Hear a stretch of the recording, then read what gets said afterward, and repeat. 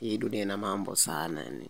Yaani yule mtu ambaye anakuja kuongea ukweli ndo mtu pekee ambaye anakuja kupingwa. Hivi just imagine kwamba huyu brother kwa namna ambavyo huwaga anaongea fact, lakini watu wengi sana bado wanampinga, wanadai kwamba anatumia jicho la tatu. Sawa, ni sahihi, hatukatai, lakini sasa tuangalie nini akifanya. Hebu msikilize kwa makini kwanza huyu brother, afu baada hapo tukutane kwenye comment hapo.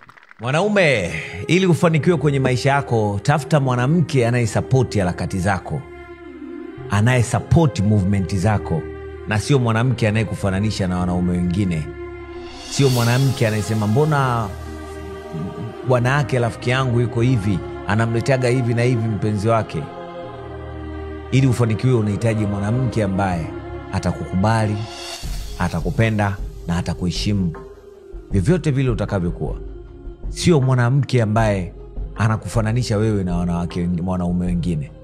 Never ever. Huyu sio mwanamke sahihi kwenye maisha yako.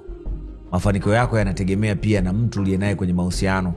Kama mtu uliyenaye kwenye mahusiano kutwa kucha na kufananisha na watu wengine, huwezi ukajipata. Utaishia kuwa na stress tu, baadaye mtaachana, utapoteza maisha yako. Tafuta mwanamke ambaye anakusupport kwenye kile unachokifanya.